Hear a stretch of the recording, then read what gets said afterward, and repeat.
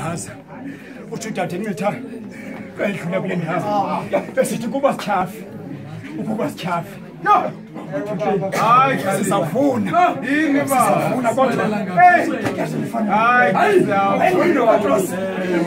Petros. No. Wathi sithobeni ngoko. Phansi kwesandla esingamandla. Ukuze ngexesha elifanelekileyo. Ngiphakanyiswe. Yona incwadi yamaGalati isithi ngexesha elilungileyo niza kuvuna. Ngabangabapha yatengeleka iminyaka. Awuthi uvune. Kodwa uthatha umphele namhlanje ungachafi ngoba ekunyamezeleni kwakho uzawuzuza.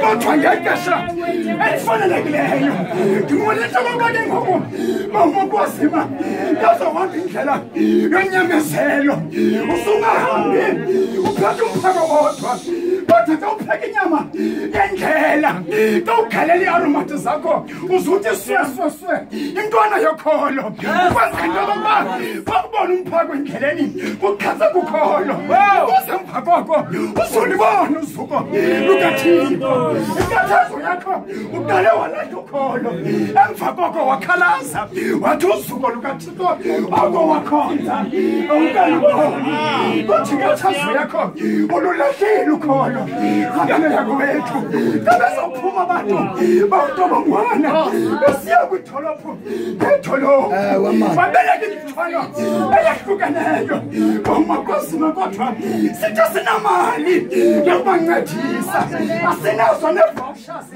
zokuba sibanike kodwa yona nto namhlanje engumphako walapha edipini lukholo lukaThixo ukuze emveni kwako bazokuwela bawelele lusukweni lukaThixo andanoba bamqweba uthi kakuhle na sikhangela indlela sewethu uzuyeka i-shortcut zokhona nto omkhulu awufuna ukholo olungathengiswa nangesente emva koko uzawulubona